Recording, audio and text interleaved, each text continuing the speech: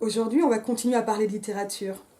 Mais ça va être de la littérature plutôt hors norme, plutôt extraordinaire, et en même temps, peut-être humaine trop humaine. Aujourd'hui, on va parler de Batman. Je pense qu'on le sait déjà sur un grain de lettres, les comics c'est pas trop mon truc, alors que moi j'aime bien les BD. Non mais je vais me faire taper sur les doigts. Hein. Je vais me faire taper sur les doigts. Et j'ai réussi à faire un truc quand même plus que paradoxal.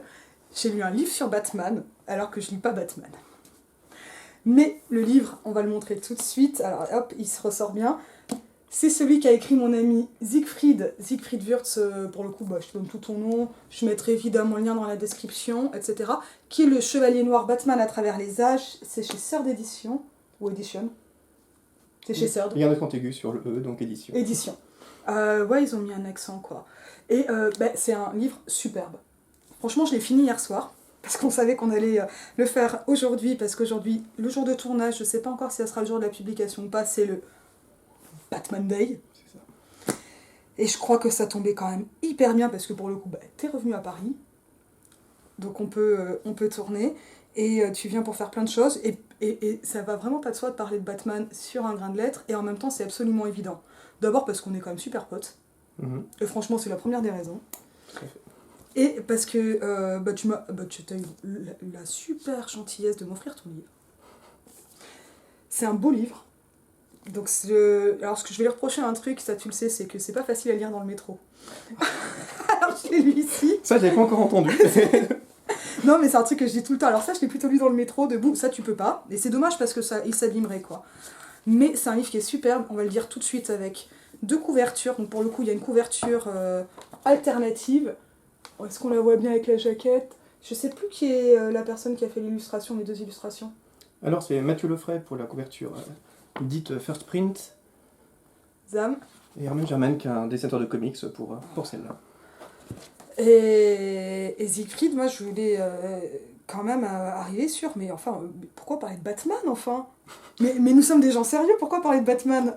Et pourquoi pas? Et pourquoi pas? Et justement, c'est un peu ça la question, c'est aussi la raison pour laquelle j'avais commencé une thèse à l'origine sur les super-héros, en me disant, et pourquoi pas? C'est quelque chose qui n'est pas assez abordé. Déjà, mon devoir de mémoire portait sur la figure du bouffon dans le théâtre de Michel de Gelderode, parce que je voulais faire du théâtre, et je m'étais dit, tiens, Gelderode, c'est un auteur qui était très important à une époque, et qui a été complètement oublié ensuite. Je sais pas qui c'est honnêtement. C'est un des grands auteurs de l'absurde dans les années 50, extrêmement populaire à Paris. Quelques-unes de ses pièces ont été vraiment représentées, très grosse influence sur le milieu parisien des années 50. Auteur flamand à l'origine. Très important auteur belge, complètement oublié aujourd'hui malheureusement, alors que certaines de ses pièces sont d'un baroquisme qui sont extrêmement rafraîchissants. Donc je recommande vraiment la lecture de son théâtre. Et voilà, mon idée c'était vraiment de... Enfin, c'est pas la peine pour moi d'écrire un mémoire, pour moi, hein, je parle pas du tout pour les autres, ou une thèse, si c'est juste pour refaire du Balzac ou du Proust. Et j'avais aussi envie de... Ou du Renan. Allez, boum, ça y est, on l'a dit. Peut-être. Je ne sais pas. Enfin, j'avais vraiment pas envie de faire uniquement une synthèse de littérature critique. Et on sait bien qu'à partir du moment où on fait une thèse sur Proust ou Balzac, par exemple... Ah il y a un gros état de l'art à faire. Voilà. Et en fait, on ne fait plus que l'état de l'art, parce que à quel moment est-ce qu'on peut encore ajouter quelque chose de personnel quand on a déjà 500 livres à lire et à résumer pour défendre la moindre idée. J'avais peur d'être vraiment trop contraint par la littérature critique préexistante. Alors que sur les comics, l'avantage, c'est qu'il y a pas beaucoup de littérature critique et que même aux États-Unis il y en a, mais elle n'est souvent pas très intéressante. Ouais, mais ça c'est un inconvénient parce qu'il faut la lire quand même. Au moins tu lis vite. Mais il y a cet avantage qu'elle n'est pas connue en France, y compris par les professeurs faisant éventuellement partie du jury de thèse, et que du coup on peut sucrer certaines choses sans que ça soit trop visible. Mais surtout, mais comme en France, beaucoup d'amateurs qui prennent plaisir à parler de comics et qu'en fait on les approche d'amateurs qui peuvent être parfois intéressantes, mais qui ne sont pas assez renseignés pour vraiment être indispensable dans une thèse, là où sur des auteurs un peu plus canoniques, on ne peut plus échapper à certaines références critiques et on risque d'être phagocyté par ça et ça m'intéresse pas. Tu vois, à l'inverse, ce qui est intéressant là, c'est qu'il y a pas mal de littératubeuses ou booktubeuses qui, parce qu'il y a vraiment un booktube classique qui en ce moment sont des défis Balzac.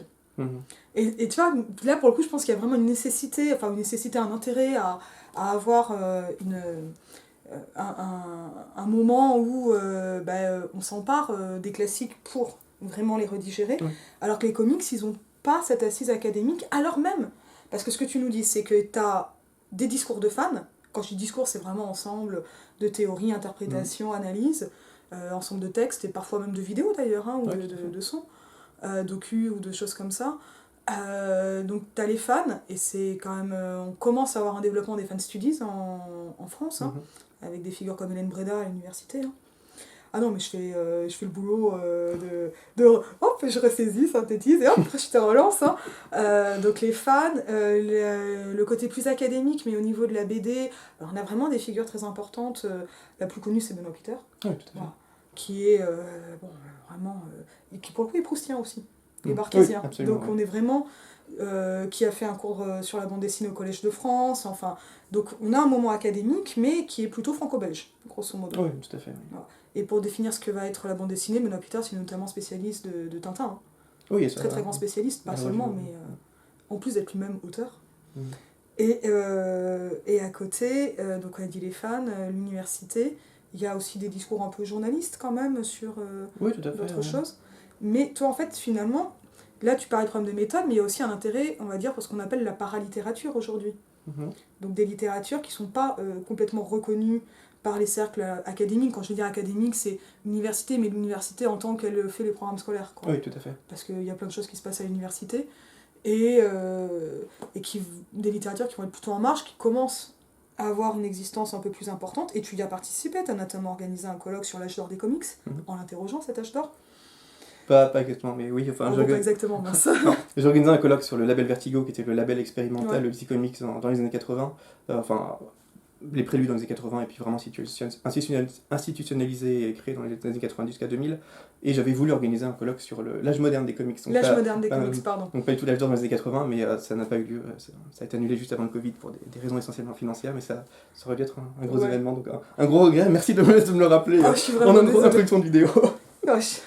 Tu vois, non mais je savais plus où on en était, mais tu sais que les dernières années ont été compliquées. Mais oui. Et puis, mais ça je suis sûre que tu arriveras à le faire, mais sous une forme qui sera pas forcément académique, mais quelque chose d'autre viendra, quoi. On aurait aimé, surtout qu'on avait le programme qui est même diffusé en ligne, et ça donne très envie. Mais moi quand je le vois, je me dis mince, ça aurait dû avoir lieu, donc j'espère que ça aura une existence un jour ou l'autre. Mais de l'avoir déjà diffusé dans les annonces, tu sais, ça fait que quelque chose existe, et qu'il y a quelque chose qui est interrogé. Même si je me suis trompée entre âge d'or et âge moderne, mais... c'est compliqué. Comme tu l'as dit, tu découvres les comics. Alors Ah ouais, je découvre complètement. On sait que je suis quand même lectrice, grosse lectrice de BD, moins ces derniers temps quand même. Et que j'ai été grosse lectrice de BD, mais je suis vraiment très franco-belge, quoi. Et, tu lis Eisner aussi, Spiegelman, je suppose. Mais, oui, Spiegelman, bien sûr. Mais pas la bande dessinée mainstream états-unienne. Oui. Ben non, en fait non. Et c'est vrai que j'ai des moments de gentille incompréhension avec les fans de comics, parce que pour moi on est quand même dans des mondes différents par rapport à la BD franco-belge, donc on va dire en gros Gaston, Tintin, Astérix pour les fondements, même s'il y a des choses très intéressantes avant. Tout à fait. Et puis bah là, mais Spiegelman, oui bien sûr, oui tu m'as eu quoi, évidemment. Et Eisner, bien sûr. Mais oui, Eisner, justement, c'est compliqué pour les super-héros, mais je sais pas si tu veux le dire tout de suite, parler d'Eisner, parce que c'était sûr que j'allais te parler d'Eisner. Tu me connais, tu le sais, mais je t'ai dit, bon, donc Will Eisner, je sais pas si tu veux dire qui était Will Eisner, que je m'en charge. Enfin, je te laisse en charger. Allez, c'est parti, c'est pour moi. Non, je sais pas si je suis fan, mais Will Eisner, je l'ai pas vu. Mais sur mon premier festival BD Angoulême, j'étais en 6ème, avec mon papa et ma maman et le buddy de papa Alain et tout, et j'avais mon sac à dos comme ça, et j'essayais d'aller très vite pour dire non, regardez, je suis une grande fille, je peux venir à Angoulême. C'était quelque chose. C'était l'année avec l'Expo Book, donc il avait dû avoir le Grand Prix l'année d'avant, tu vois. Certainement. Et d'après mes parents, c'est pour eux, c'était le dernier festival avec Grande Expo. Parce qu'en plus il y avait des expos dans la rue et tout, donc je m'en suis pris plein les yeux. Et je me souviens que je voulais rester à la conférence de Will Eisner, et que mes parents évidemment n'ont pas voulu parce que j'avais 11 ans, tu vois. Et ils n'ont pas voulu me laisser toute seule alors qu'eux allaient acheter des BD d'occasion à la convention. Et donc j'ai entendu la voix de Will Eisner et j'ai pas pu rester, je me souviens que j'ai pleuré quand il est mort. Donc ça c'était pour raconter ma vie. Maintenant Will Eisner, il est un peu considéré comme l'inventeur, enfin comme un des papes de la bande dessinée états-unienne. Tout à fait. Parce qu'il a été très productif des années 40, peut-être des années 30. Des années 30, oui. Et il a notamment créé un personnage qui s'appelle le Spirit, qui est un genre de super-héros. Alors c'est un flic qu'on croit mort et donc qui en profite pour pouvoir faire le justicier masqué. Tout à fait. avec des dessins, je vais le dire franchement, c'est super beau. Et comme ça, j'ai fait zéro analyse, j'ai juste dit que j'étais contente. Non, mais il y a un petit côté en plus pin-up assez fun, cartoon dans le dessin de Will Eisner dans Spirit. Oui, tout à fait. Ouais.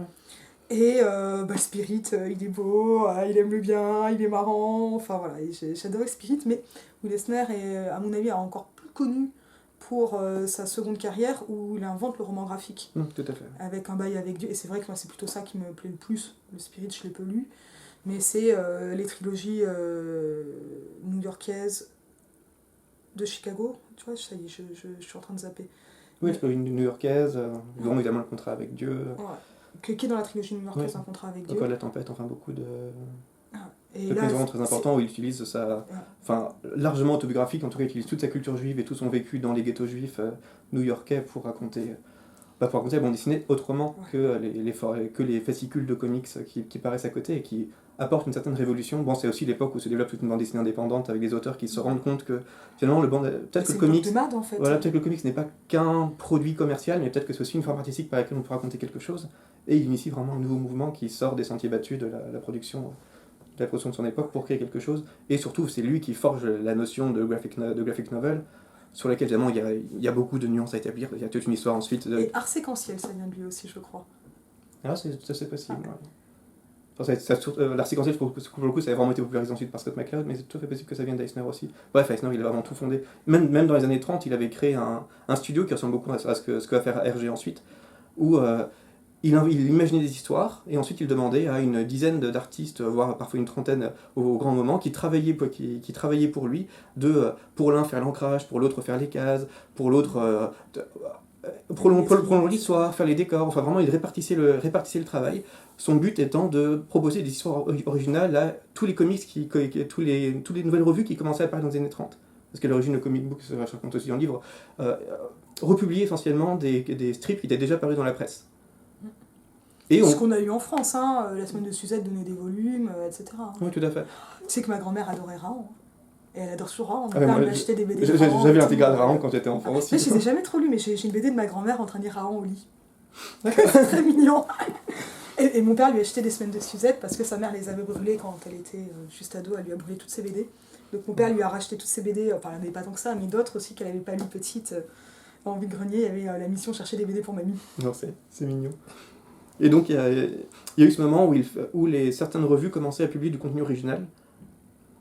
Mais bien sûr, il fallait chercher ce contenu original, d'autant que les comics n'avaient pas beaucoup à proposer financièrement et en termes de reconnaissance. C'est aussi pour ça que beaucoup d'auteurs juifs se sont intéressés aux comics, parce que les auteurs juifs étaient pour la plupart refusés dans les grandes entreprises où ils auraient pu mettre à contribution leur talent pour le design par exemple, mais ces grandes entreprises, dans les années 30, étaient quand même relativement antisémites et réservées aux WASP, ce qui fait que beaucoup d'auteurs juifs se sont reconvertis plutôt dans le comics, donc que de défavoriser, mais ils avaient au moins l'occasion de mettre à contribution leur talent pour le dessin, pour la narration, donc même s'ils étaient très mal payés, pas du tout reconnus, ils avaient quand même ce plaisir-là. Et Will Eisner arrive à ce moment-là avec son studio, donc toutes les aventures publiées par son studio sont signées uniquement par Eisner et pas le studio, donc c'est quelque chose qui, à notre époque, peut paraître relativement choquant par le manque de reconnaissance que ça implique de toutes les personnes. C'était comme ça qu'on faisait de la peinture, voilà. De toute façon. Tout à fait, et quand on pense que Hergé finalement fait la même chose 20 ans après, ça permet de relativiser un petit peu avec toutes les contributions de Moore, de Jacobs, qui ont travaillé vraiment sur les bandes dessinées Tintin, mais qui n'ont jamais été crédités pour ça. Donc voilà, l'avantage c'est qu'Eisner, grâce à ce procédé, parvenait à fournir énormément de contenu original au magazine qui se créait. Et ça a probablement propulsé aussi la bande dessinée à cette époque, puisque s'il y a eu moins de contenu original, les comics n'auraient certainement pas pu connaître ce succès. Les éditeurs ne se seraient pas rendus compte qu'on pouvait publier autant de revues avec du contenu complètement original, et ça aurait peut-être retombé dans la publication de strips, ou peut-être il y aurait eu moins de revues, il n'y aurait pas eu cette popularité énorme de la bande dessinée à cette époque. Et bon, Robert Kahn, donc l'auteur de Batman, Bob Kane, a fait ses premières armes chez Eisner par exemple. Donc il n'a pas contribué il n'a pas créé Batman pour Eisner. Heureusement, ça c'est encore toute une histoire. Mais beaucoup de très grands auteurs ont fait leurs premières armes dans ce genre de studio parce que ça leur permettait d'avoir une certaine reconnaissance et de... Bon, aujourd'hui ça choquerait un petit peu, mais d'apprendre des plus grands parce qu'ils étaient aussi en... Ils passaient toute leur journée avec des gens qui étaient extrêmement talentueux, chez lesquels ils pouvaient piocher. Mais c'est ce qu'a fait Gottlieb avec Goscinny. Oui, tout à fait. C'est ce qu'on a eu chez Pilote, et c'est un moment donc où on passe vraiment de, quand tu dis le strip, mais c'est-à-dire du dessin de presse en bande, à la BD. Oui, tout à fait. Parce que nous, en France, on appelle, enfin en français, on appelle la bande dessinée, et donc il y a, voilà, il y a un détachement, une spécialisation qui se fait. Mais surtout, on passe de la republication simple au contenu original, ce qui évidemment est fondateur pour créer une industrie qui va être extrêmement lucrative dès la fin des années 30, alors qu'au début, voilà, on était vraiment que dans la republication un peu opportuniste de strip. Donc il a à la fois ce rôle assez moteur dans la première bande dessinée, et ensuite ce rôle moteur, effectivement, dans la naissance du graphic novel, et dont on sait à quel point il a joué aussi dans la reconnaissance aujourd'hui de la bande dessinée états-unienne, où on continue de mépriser Batman, Superman et les autres. Par contre, Robert Crumb ou American Splendor ou Eisner sont portés au nu, y compris par l'université française. Alors que les choses ne sont pas si distinctes que ça en réalité finalement. Oui, tout à fait. Oui. Alors que moi, tu vois, vraiment, j'ai été dans ce préjugé de... Bah, il y a Eisner d'un côté qui a vraiment fait les choses, et puis les trucs pour les petits à côté, quoi, les Batman. J'avais tort. Je le reconnais. Et... Après, il y a quand même... Enfin, Eisner saute vraiment une étape aussi. Mais effectivement, il crée son graphic novel à une époque où il y a aussi un début de politisation de la bande dessinée, y compris mainstream, et des auteurs qui ont grandi avec les super-héros et ont aussi envie de raconter autre chose. Contrairement aux premiers auteurs de super-héros qui faisaient souvent ça un peu par opportunisme, par facilité, qui ont... Voilà, à partir du moment où on gagne sa vie là-dedans, et où en plus on est extrêmement contraint quand même, à la fois par l'État, par l'éthique. Enfin, on connaît les États-Unis des années 50, le puritanisme, le macartisme, etc. C'était vraiment pas une époque où on allait tenir un discours contestataire dans une bande dessinée qui est le format du pauvre destiné aux enfants, mais à partir du moment où ces enfants grandissent avec ces super-héros et aiment ça au point d'avoir envie eux-mêmes d'écrire là-dedans, la démarche devient moins opportuniste. Ce ne sont plus des adultes qui écrivent ça pour survivre, ce sont des fans qui veulent vraiment vivre à la fois de ça et vivre dans ces comics, et du coup qui cherchent vraiment à s'exprimer personnellement, d'où quand même une reconnaissance, une politisation et une révolution esthétique dans les comics dès la fin des années 60 et années 70, évidemment, qui va ensuite s'intensifier en 86. Pourquoi en 86 86, c'est vraiment l'année où la bande dessinée états-unienne va être reconnue beaucoup plus internationalement, parce que la même année sont publiés le Mouse de Spiegelman, qui est sans doute la grande révolution dans le graphic novel post-Eisner. C'est vraiment prix Pulitzer, c'est vraiment la bande dessinée qui va être reconnue dans le monde entier comme une grande bande dessinée états-unienne. Et c'est la même année que sont publiés Watchmen et The Dark Knight Returns, donc de Alan Moore et Frank Miller, et qui remettent vraiment complètement en cause la figure traditionnelle du super-héros et les valeurs que peut porter le super-héros, et l'espèce de puritanisme catéchistique propagandaire que porte le super-héros jusque-là, pour simplifier. Donc là, on a fait presque un siècle de BD, allez, 50 ans de BD, un demi-siècle, d'un coup. Ouais, énormément de simplification, mais... Oui, non, mais c'est bien parce que tu poses un panorama. Moi, je sais pas trop par quoi j'ai envie de commencer là, mais un des trucs qui m'a beaucoup marqué en lisant ton livre, c'est à quel point un super-héros, donc ici en l'occurrence Batman, est une création collective, dont s'empare, et là tu l'as un peu dit, donc d'abord des dessinateurs et ensuite des dessinateurs qui ont été d'abord des fans. Comment cette création collective, elle est donc dans un bac à sable contraint, donc tu as mentionné les contraintes éthiques, étatiques, mais il y a aussi énormément de contraintes du marché. Bien sûr. Et des réflexions au niveau du marketing. Donc ça, c'est cette dimension collective de l'octorialité ou de l'évolution du personnage de Batman, elle m'a vraiment marquée, parce que là, on a plus l'habitude de ça pour les peintres, on va dire, d'ancien régime, pour faire un truc, tu vois, hyper grossier, mais les peintres à école, remarque, il y en a encore, celui avec les tulipes, là, je sais plus comment il s'appelle, c'est aussi un atelier. Certainement, je vois pas comme ça. Celui qui fait des polémiques tout le temps, le bouquet de tulipes pour les attentats, là, tu te souviens oui. Jeff Koons, ça me revient. C'est aussi de l'atelier, Warhol faisait de l'atelier, donc c'est des trucs qui restent, donc pourquoi pas les comics, tu vois, finalement. Oui, tout à fait, mais ça c'est une dimension c'est une des choses pour lesquelles j'ai voulu travailler sur le comics, parce que je trouve ça absolument captivant qu'un même personnage ait pu être écrit sur 80 ans par littéralement des centaines d'auteurs différents, scénaristes, dessinateurs, mais aussi dans différents médias, chacun se réappropriant un peu les choses à sa sauce, parce que même quand on reste dans le même canon avec les mêmes contraintes éditoriales, chaque personne se réapproprie un peu le Batman. Donc parfois c'est vraiment manifeste avec des auteurs qui cherchent vraiment à affirmer leurs pattes et à rompre avec ce qui s'est fait précédemment. Parfois c'est beaucoup plus subtil, mais on est face à des œuvres collectives qui sont pratiquement sans précédent dans l'histoire de la littérature, parce qu'on atteint des proportions qui sont assez folles. Ah je vais te dire, si, t'as ça avec Jésus quand même. Oui. Allez, boum. Dans le mode collectif, Jésus c'est pas mal, mais c'était juste pour te troller. Disons que, oui. Donc là, vraiment, sur 80 ans, avoir ces centaines de personnes qui écrivent toutes et des choses qui sont toutes reconnues éditorialement, c'est assez incroyable. Beaucoup ont déjà comparé ça à la comédie humaine, surtout qu'il y a le fait que les auteurs d'une maison d'édition, donc DC Comics par exemple, ou Marvel, tout ce qu'ils créent appartient à un même univers. Et donc Batman, à un moment, va rencontrer Superman, qui va rencontrer Wonder Woman et Green Lantern, etc. Donc il y a vraiment cette idée de... On fait des créations indépendantes les unes des autres, mais on va aussi faire des créations qui regroupent ces personnes un peu comme le fait Balzac, mais à un degré qui est absolument extraordinaire. Parce que c'est dur à gérer en collectif, justement. Oui, c'est-à-dire qu'il y a des cahiers des charges, des catalogues en interne, etc. Oui, pour éviter qu'il y ait des contradictions. Alors, des contradictions, on en a régulièrement. Évidemment, mais effectivement, il y a des bibles, il y a un contrôle éditorial qui est extrêmement strict. Il y a des éditeurs dont la spécialité, c'est vraiment de gérer tout ce qui a trait à Batman, par exemple, dans tous les comics de Batman. Donc il y a une gestion de ça qui fait que la comédie humaine à côté, ça a l'air de rien en tant que projet éditorial en tout cas. Enfin, ça a quelque chose d'assez titanesque et d'assez abyssal dans lequel même moi je me perds personnellement. Enfin, il y a un moment, je sais plus si tel détail est encore canon par rapport à ce qui est canon aujourd'hui ou ce qui ne l'est plus, parce qu'évidemment il y a des remises en cause constantes de ce qui est canon et ce qui ne l'est pas. Tu vois, parce que le fait qu'il y ait du canonique et de l'apocryphe, ça ramène à Jésus. Oui. Mais ça c'est vraiment... Sauf que, en l'occurrence, l'apocryphe a été canon un jour, mais l'éditeur décide que finalement c'est plus canon parce que il faut de nouveau attirer de nouveaux lecteurs, et si on impose de nouveaux lecteurs 80 ans d'histoire avec littéralement des milliers de comics qui sont tous canons, il peut être complètement perdu.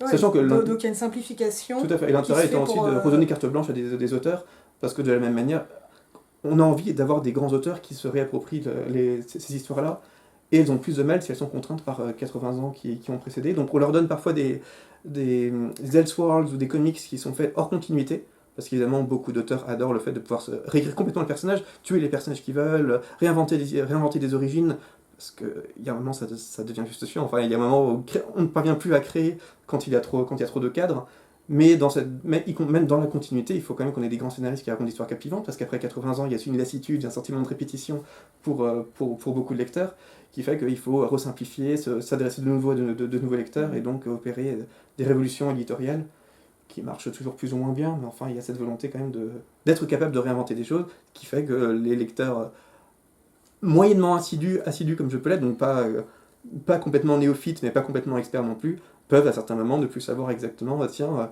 est-ce que l'origine de tel personnage elle est toujours canon, est-ce qu'elle faisait partie du canon d'il y a 20 ans ou du canon d'il y a 50 ans, et enfin c'est assez fou, mais c'est assez enthousiasmant aussi. Mais tu vois, je vais faire ma ronanienne, hein, mais pour le coup, ça correspond dans la création des évangiles tels que le comprend Ronan, parce que c'est à peu près ma seule connaissance un peu pointue de cette question-là, à l'oubli. À l'oubli, à la perte de certains cahiers, à la transmission orale, etc. Alors que là, en fait, c'est quelque chose qui est beaucoup plus conscient, et qui en plus ne correspond pas à une espèce de collectivité anonyme, mais qui est opérée par des gens très identifiables, quoi. Oui, tout à fait. Oui. Et ça, c'est assez fascinant dans ce processus de création collective aussi, de se dire, c'était canon à une époque, ça ne l'est plus, parce qu'il faut qu'on simplifie pour le public, pour laisser de la place aux auteurs, etc. Et parce que, évidemment, on n'est pas dans une commémoration de l'histoire d'une personne, je vais rester ronanienne, d'un homme incomparable, mais dans une figure qui est complètement de fiction, mais qui a quand même une existence, parce que des transgressions trop importantes du canon vont pas être considérées comme un amusement, même si elles sont para-littéraires, tu vois, enfin en dehors de ce canon, mais il y a un cahier des charges, quoi. Tout à fait, oui, qui est extrêmement strict, oui. Et ça fait vraiment un bac à sable de création très délimité, quoi. Et pourquoi Batman ? Parce que finalement, Batman, c'est le moins intéressant, il n'y a pas de super pouvoir. Alors, à l'origine, ma thèse portait essentiellement sur Superman et les passages de Superman. Ouais. Parce que ce que je trouve fascinant, c'est... on en reparle sans doute, mais c'est la nature profondément politique du super-héros par rapport à...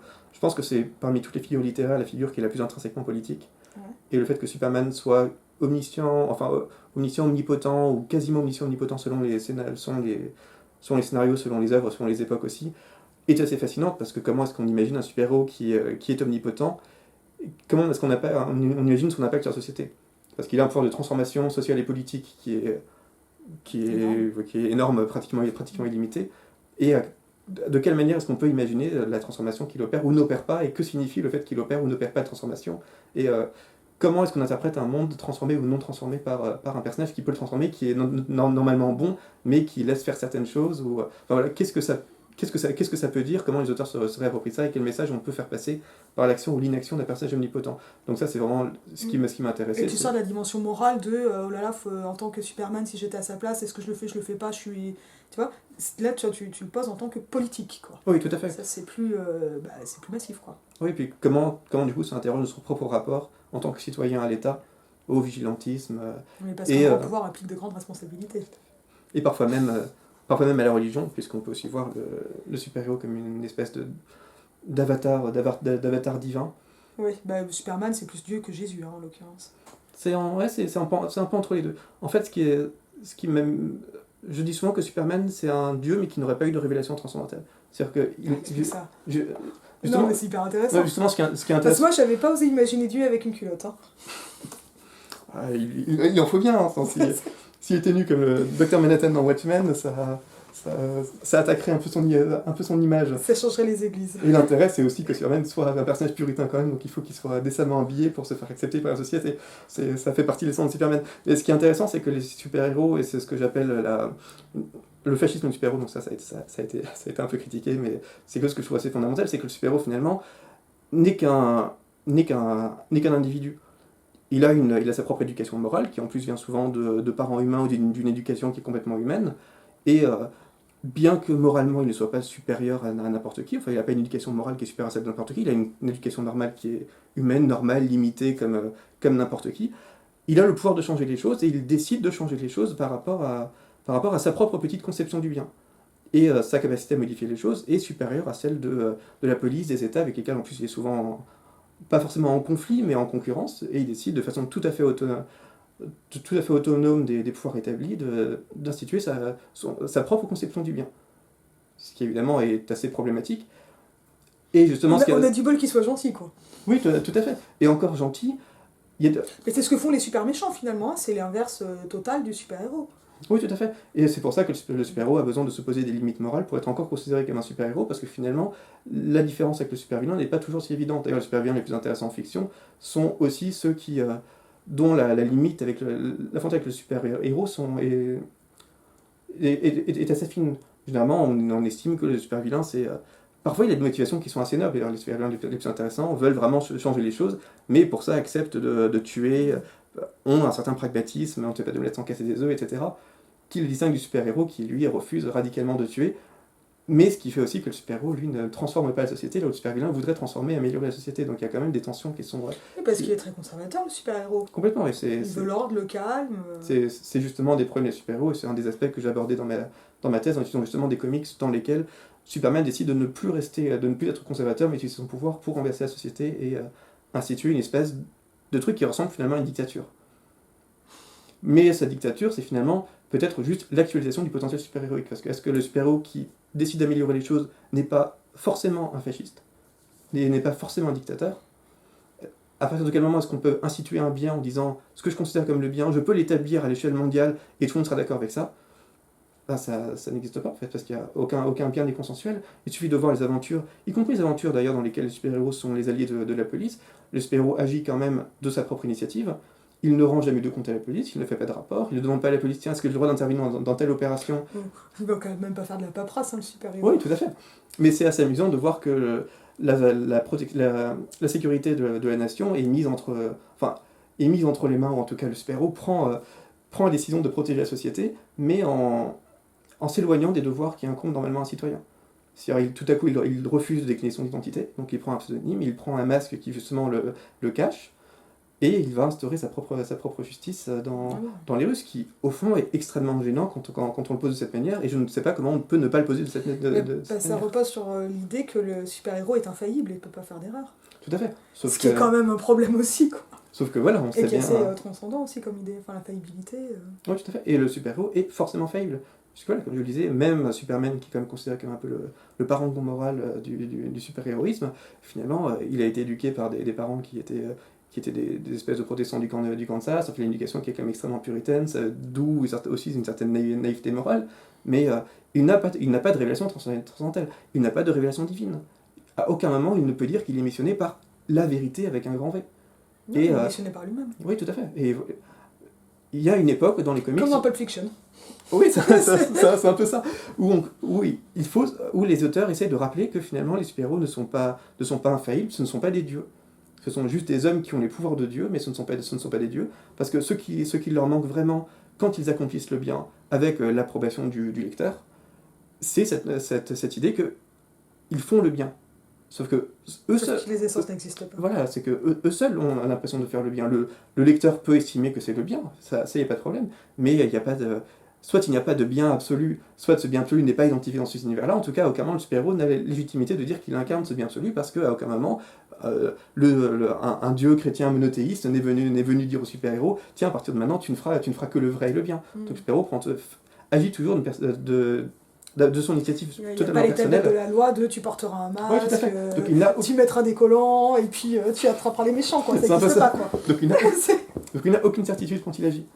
Et ça rend immédiatement toute son action vraiment problématique, parce que même quand qu'il agisse pour ou contre le gouvernement, ça questionne vraiment sa légitimité à agir dans la société. Donc après, tant qu'il arrête des braqueurs de banque et qu'il sauve des chats dans les arbres, il n'y a pas de problème, sauf qu'à partir du moment où ce super-héros a le potentiel de renverser dictature, de restaurer d'arranger la paix dans le monde, etc. Ah ben c'est-à-dire que si tu considères qu'Allende c'est pas top, puisqu'on est en septembre, c'est tout à fait légitime de le renverser, quoi. Voilà. Là, c'est... Tout de suite, ça... prendre un exemple super clair, quoi. Voilà, ça posait problème. Donc est-ce que le super-héros va décider de devenir le simple esclave d'un État? Enfin, ça c'est le cas dans le Superman dans The Dark Knight de Frank Miller, par exemple, où finalement Superman estime que le plus simple, ça reste quand même de se soumettre à l'État, même s'il n'accepte pas tout ce que fait l'État. Mais il y a un moment où il faut quand même un ordre dans la société, ouais. Et où tout renverser n'est pas de son ressort. Ouais, donc pour le coup c'est anti-anarchiste. Oui, tout à fait. Et d'où aussi une radicalisation du personnage de Batman dans The Dark Knight Returns, qui commence à promouvoir un certain anarchisme sous son contrôle, enfin quelque chose d'assez complexe politiquement, mais une opposition assez radicale à Superman, alors que finalement tous les deux incarnent une espèce de bien, et tous les deux acceptent une certaine part de pragmatisme, mais s'opposent quand même frontalement, parce qu'il y a des manières de faire le bien qui ne sont pas consensuelles, ni d'une part ni de l'autre, et qui interrogent forcément le modèle super-héroïque. Et donc à partir de quel moment est-ce qu'on peut estimer que le super-héros est un modèle pour le lecteur?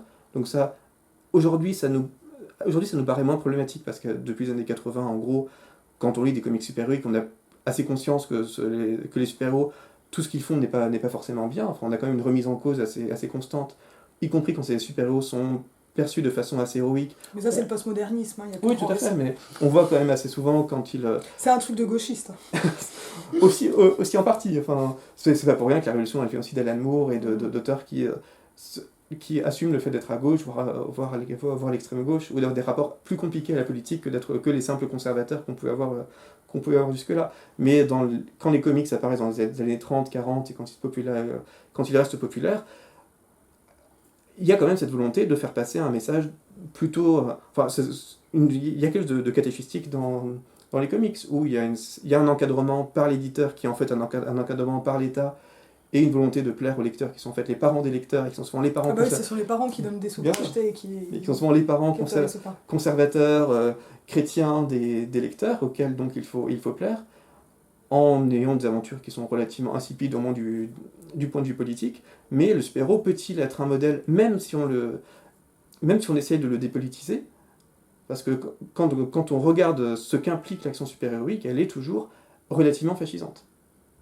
Et ça, c'est assez fascinant de voir que même quand on dépolitise le super-héros, finalement, il exprime quand même quelque chose qui est assez malsain, et qui, à mon avis, dit quelque chose quand même d'un certain inconscient états-unien, où il y a une valorisation du vigilantisme, par exemple. Il y a des choses qui sont acceptées, qui ne le sont pas chez nous, et...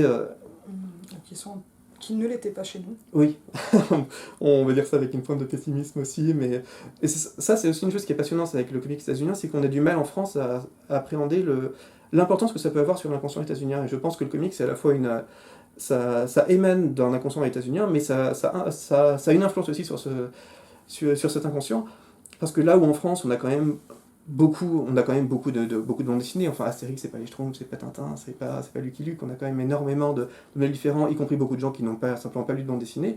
Aux États-Unis, dès les années 30, c'est une consommation qui est extrêmement majoritaire. Et cette consommation, elle se porte essentiellement sur le comic super-héroïque, c'est-à-dire qu'on a un genre qui domine vraiment... Oui, et un genre qui est un monde. Oui, tout à fait. Avec des régions dans ce monde, mais c'est ça que je trouve aussi un peu flippant, c'est qu'en fait, c'est assez uniforme d'avoir un seul monde. Non, enfin, tu vois ce que je veux dire, oui, bien sûr, oui. Alors que, comme tu le disais, quand t'es dans Gaston, t'es pas chez les Schtroumpfs, quoi. Oui, tout à fait. Voilà, même si tu restes en BD franco-belge et avec des trucs un peu ligne claire, et encore, c'est pas de la ligne claire, là. Oui, pas toujours, mais... Mais, tu vois, avec des dessins qui peuvent sembler très proches quand tu n'y es pas habitué et que tu les vois de loin, et c'est assez uniforme, en fait, à ce niveau-là. Oui, on peut avoir l'impression dans les franco-belges que des années 40-50, il y a quand même les mêmes bandes dessinées qui reviennent tout le temps, mais il faut se rendre compte qu'aux États-Unis, pour les jeunes lecteurs surtout, c'est du super-héros, selon les périodes à 60%, parfois à 100%, mais pratiquement tous les jeunes États-Unis ont grandi avec les super-héros et n'ont lu pratiquement que ça. Donc il y a vraiment un seul modèle de lecture qui s'impose à toute une population, qui en plus, comme on le dit, est...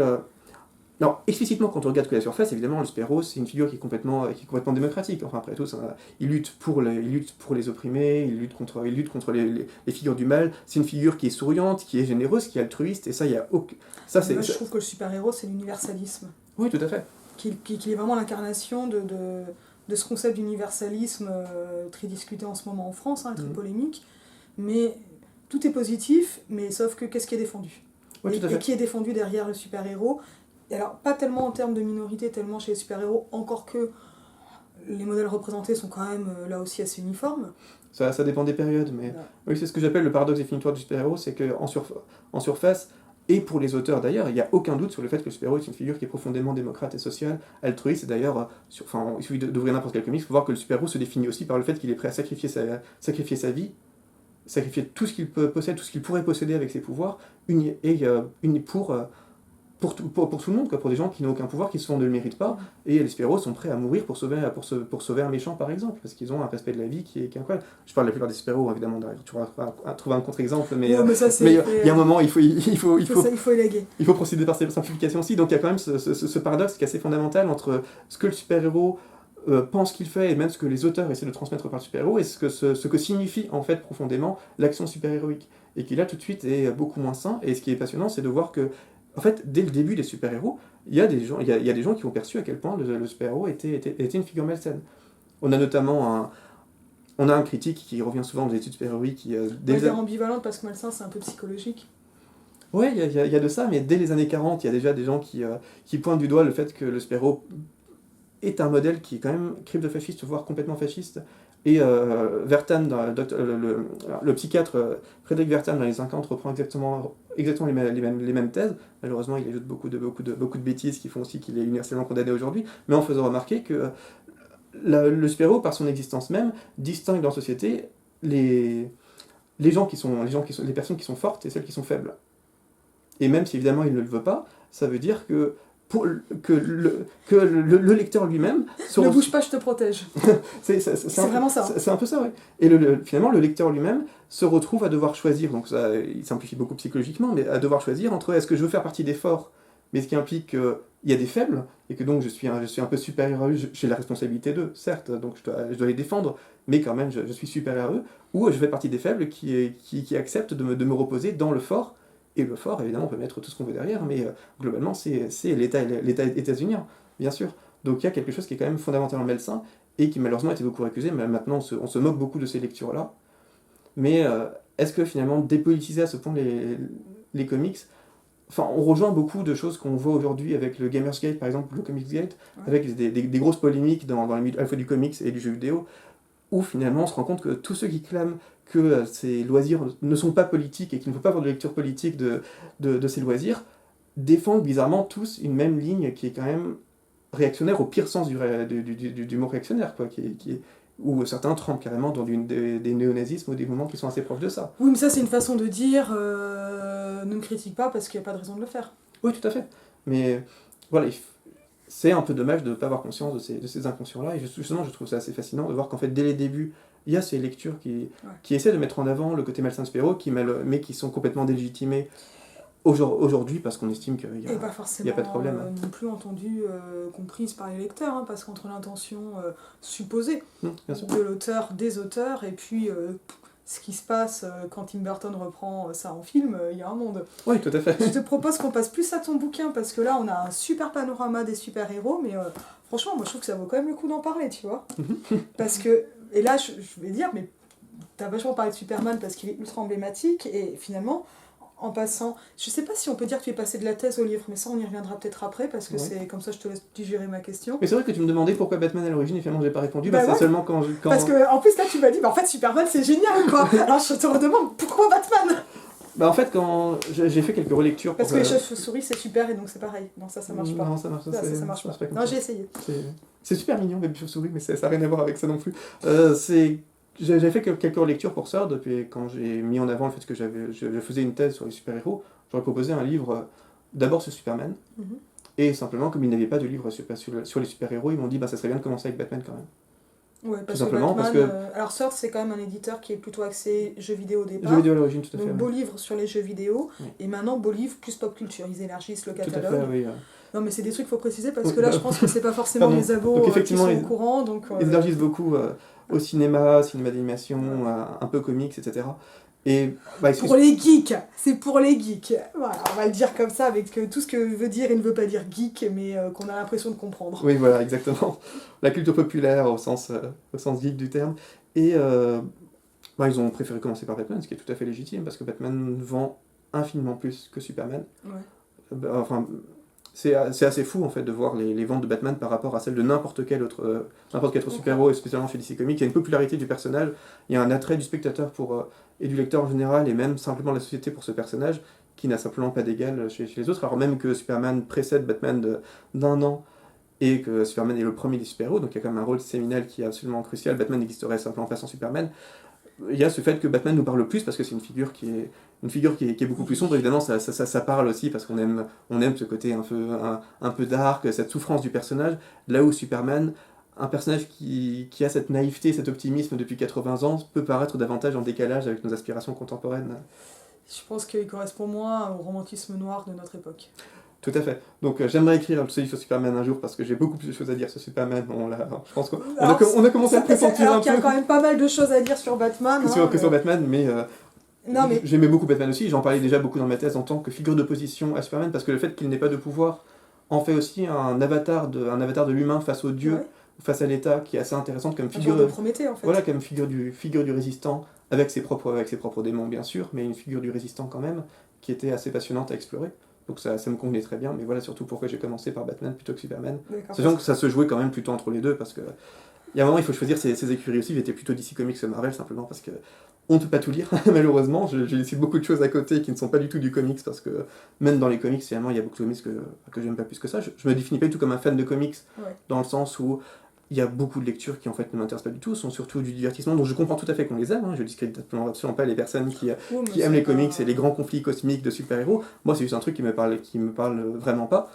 Mais il faut vraiment différencier lire pour le plaisir et lire pour bosser en fait. Et des fois on arrive à conjoindre les deux. Ça c'est vraiment un truc dont on avait parlé pas mal avec les copains en Game Studies, en jeux vidéo, et j'avais averti et peut-être qu'il regarde, un étudiant que j'avais eu en cours de master et qui travaillait sur Dark Souls. J'avais dit attention, travailler sur le jeu vidéo, c'est pas forcément si marrant que jouer, encore plus avec Dark Souls. Ouais, tout à fait. Et j'avais été invitée à sa soutenance et j'avais oublié que je lui avais dit ça, il m'avait dit alors, vous m'aviez dit que, je confirme. Et voilà, il y a vraiment des façons de lire ou de jouer, ça c'est... qui vont quand même changer, et ce qu'on peut adorer travailler, c'est pas forcément ce qu'on aime lire, et c'est clairement pas ce qu'on cautionne non plus, surtout quand on analyse, comme tu le fais, les ressorts politiques par exemple. Ouais, après moi j'ai l'avantage j'ai vraiment adoré travailler mon sujet. Toutes les années que j'ai consacrées à mon sujet, j'ai vraiment adoré. D'ailleurs, je continue de traiter mon sujet puisque j'ai encore plusieurs livres en préparation, donc c'est quelque chose qui continue de me passionner. Et l'avantage, c'est que je travaillais directement sur un corpus que j'avais moi-même choisi et d'œuvres post-1986, donc vraiment emblématique de l'âge moderne, avec une réinterrogation politique du super-héros. La modernité, c'est nous. Si on veut, mais... non, trop tentant, désolé. Donc même dans mon corpus, j'étais vraiment dans tout ce que j'aimais. Donc ça m'a vraiment jamais dérangé. Mais effectivement, j'ai eu beaucoup de gens comme toi qui sombraient dans cet écueil de vouloir faire un mémoire ou une thèse sur un sujet qu'ils appréciaient, sans se rendre compte qu'il y a quand même un gros écart entre... Ah ouais, c'est pas mon cas, parce que Ah oui, donc que tu l'as vu comme moi, parce que moi, pour le coup, Ronan, c'est vraiment du corpus de travail. Bien sûr, je parlais pas du tout pour toi, c'est pas une passion d'enfance. Voilà, des gens qui travaillent sur des sujets uniquement parce qu'ils étaient passionnés par ça, peut être y compris des passionnés de comics qui veulent travailler sur les comics et qui se rendent pas compte que ça demande tellement de recul critique et surtout de revenir tout le temps la même chose. Ça peut dégoûter d'une passion. Voilà, tout à fait, ouais. C'est très compliqué, mais ça peut vraiment dégoûter d'une passion, et Mais la question elle se pose plus pour moi sur le féminisme, mais vu que je commence à travailler, on va dire professionnellement sur le féminisme, même si j'ai observé, et je dis le féminisme, mais je devrais dire les féminismes, et je continue de le faire avec un œil qui évoluait au fur et à mesure de mes compétences en recherche, quoi, ma formation en recherche. Mais maintenant, je suis mûre pour en faire un objet de recherche, mais il m'aura fallu 15 ans en fait de féminisme. Oui, bien sûr. Ouais. Oui, parce que vouloir faire des recherches sur un sujet, c'est aussi accepter de remettre en cause son appréciation du sujet, et ça, c'est quelque chose et puis, à quoi on n'est pas prêt quand on est fan. Et ouais, voilà, c'est pas parce que je suis féministe que j'aime tout ce qu'on font et on fait les féministes, en fait, voilà. Non, mais ça m'arrive de temps en temps de me faire engueuler pour ce qu'on fait d'autres féministes à n'importe quel moment, ou pire, pour ce qu'on imagine qu'on fait des féministes. Moi, je fais pas grand-chose, je reste chez moi, je bouquine, ça va, hein. Batman, donc pour le coup, là, ce bouquin chez Third, on est quand même pour un public un peu large, un public de fans, donc c'est aussi ce qui explique que c'est un vraiment beau livre. Non, mais il faut le dire, hein, il est super joli. Je fais quelques commentaires sur la structure, peut-être. Non, mais parce que pour le coup, je pense que ma lecture en elle-même va pas être intéressante pour parler de Batman, mais en tant que néophyte, j'ai mieux compris Batman, je l'ai trouvé plus intéressant, donc ça, c'est quand même des points positifs. Il est très facile à lire, notamment parce que il est globalement chronologique. On va dire chronologico-thématique, si on est un peu snob, mais ça c'est une façon quand même intéressante d'aborder, de comprendre qu'il y a différentes époques, etc. Ça c'est fondamental pour moi, c'est que vraiment chaque partie, même chronologique, soit guidée quand même par des interrogations précises, parce que j'avais pas du tout envie de faire un livre Wikipédia. Hop, sans reflet, comme ça. Non mais continue. Parce que l'approche factuelle ne m'intéressait pas du tout. Enfin, si on veut une histoire de Batman, sur Wikipédia on a toutes les dates qu'il faut, et quelque part refaire ça m'intéressait pas, et je suis même pas le plus compétent pour le faire. Je connais beaucoup de fans de comics qui connaissent vraiment sur le bout des doigts chaque numéro de Batman. Dans Batman 676 en novembre de telle année il s'est passé tel truc. Ça c'est vraiment un aspect qui m'intéresse pas, l'aspect extrêmement érudit. J'admire les gens qui le font, mais moi c'est pas quelque chose qui me parle, et faire l'histoire de Batman c'est pas quelque chose qui m'intéressait plus que ça. Mais faire l'histoire pour trouver des prétextes à m'interroger sur différents aspects, par exemple comment est-ce qu'on crée un super-héros dans les années 30, ça m'intéressait, et puis remettre en cause un peu pas mal de choses, parce que ça je pense que c'est aussi un des aspects que moi j'ai trouvé intéressant d'étudier, une espèce d'approche, ce que j'ai défini un peu comme une approche empathique, c'est-à-dire de me mettre un peu à la place de Bob Kane et Bill Finger, qui sont supposés être les créateurs de Batman, et essayer vraiment de me mettre dans la peau de chacun pour voir comment est-ce que chacun a pu voir lui-même la création de son personnage, et ensuite les stratégies marketing pour se réapproprier le personnage, et donc essayer de comprendre sans condamner. Et je pense qu'il y a des... Mais ça, c'est ce que j'ai trouvé vraiment intéressant dans ton livre, c'est qu'on sent vraiment la fabrique de l'œuvre.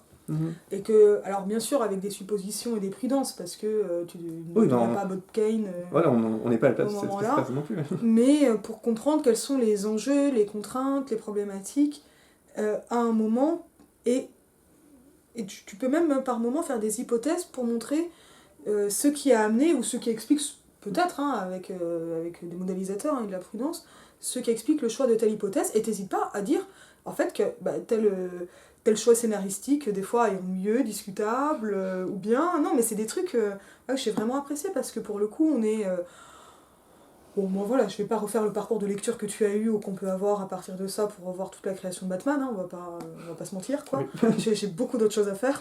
Moi aussi. Mais c'est... non, ça permet vraiment de comprendre qu'on n'est pas sur quelque chose de monolithique, mais de très dynamique. Et ça fait que ton livre est super dynamique. Et comme en plus il fonctionne par petits paragraphes à l'intérieur, donc de 10 chapitres si je me trompe pas, intro, conclusion évidemment, sans images. Ce qui allait pas de soi pour un livre quand même sur les comics, mais ça c'est un choix assez fort de Third, je crois. Oui, tout à fait, c'est vraiment dans leur ligne.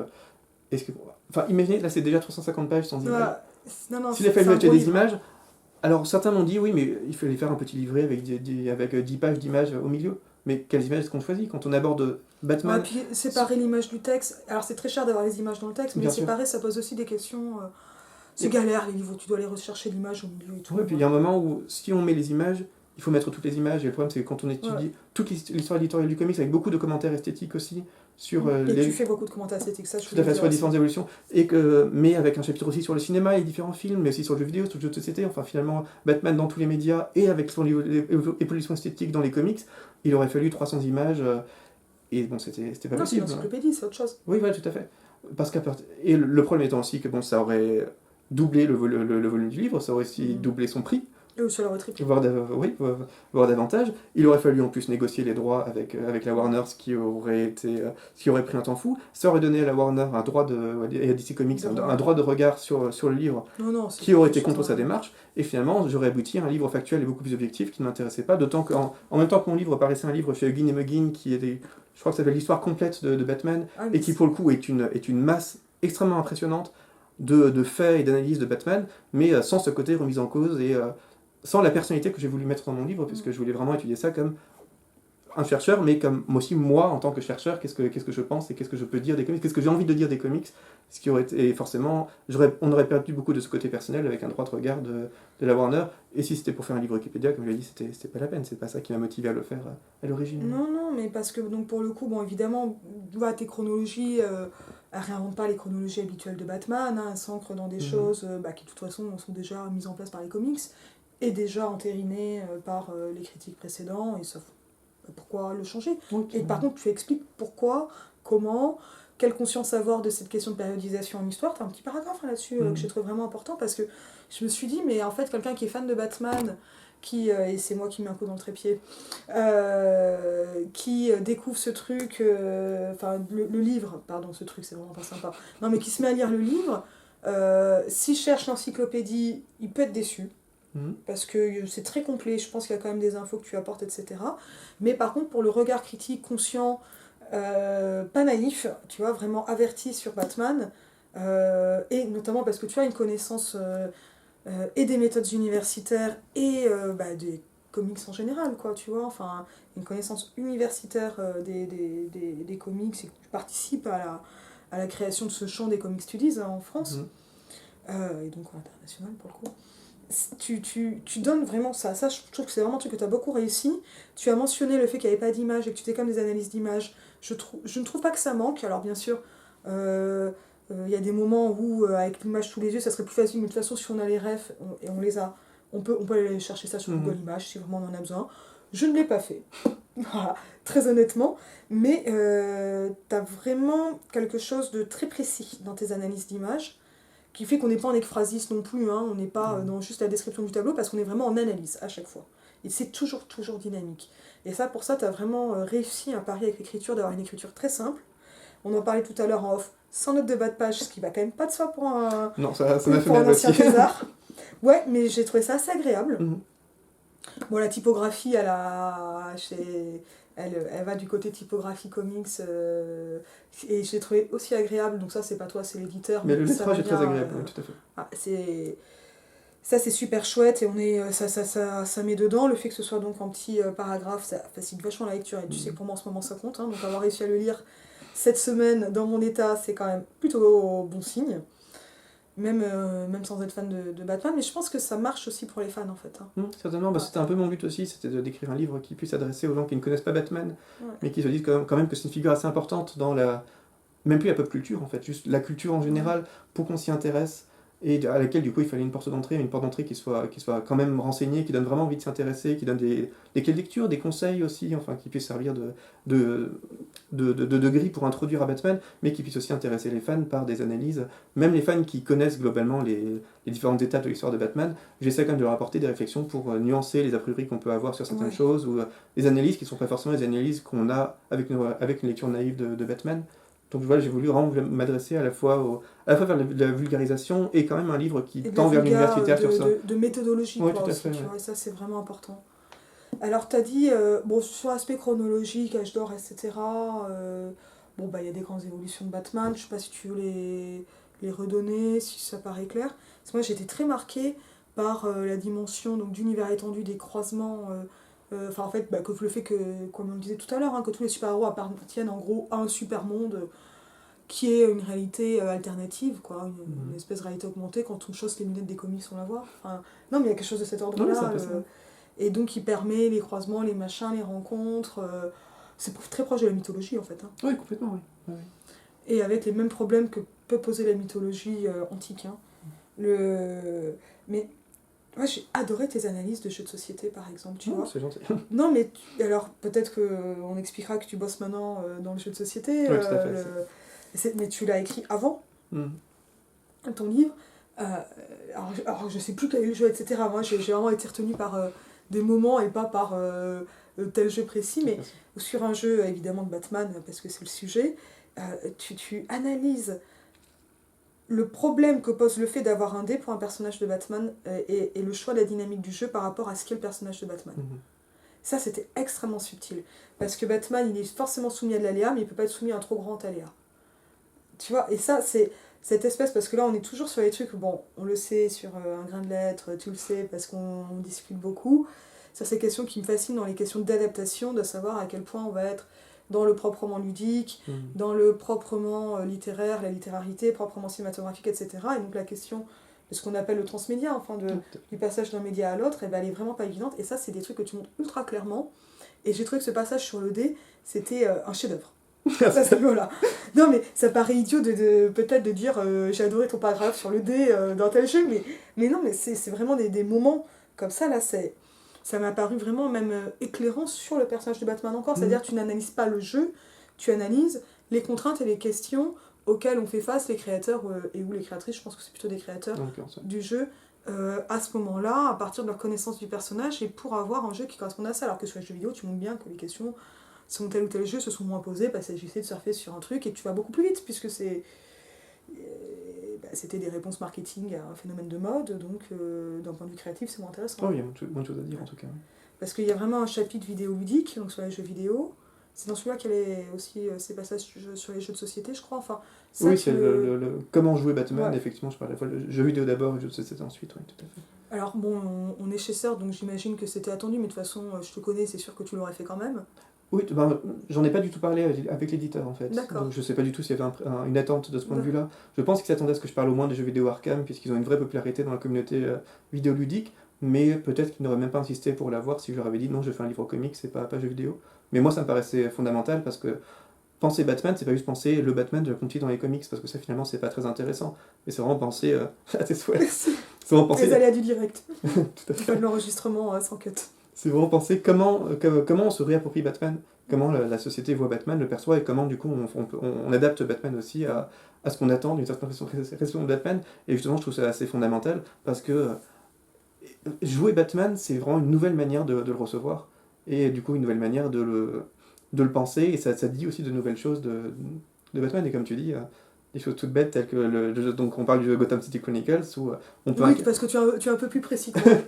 De Frédéric Henry, où on peut incarner plusieurs Batman, donc des Batman de différents univers ou à différents âges de leur vie, ou différents personnages sous la cape de Batman, et évidemment chaque Batman a ses propres caractéristiques.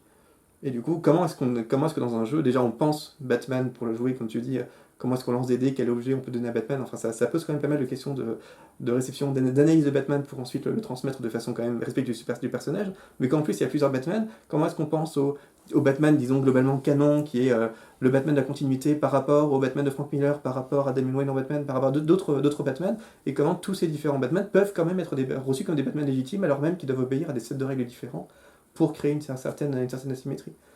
Et donc ça, je trouvais ça assez fondamental, et j'aurais trouvé vraiment dommage de perdre ça, parce que ça permet d'interroger Batman d'une façon différente de la pure interrogation par les comics. Et pour le coup, là, il y a une question où peut-être que je vais enfin te poser une colle, parce que pour l'instant, j'ai pas réussi. Hein.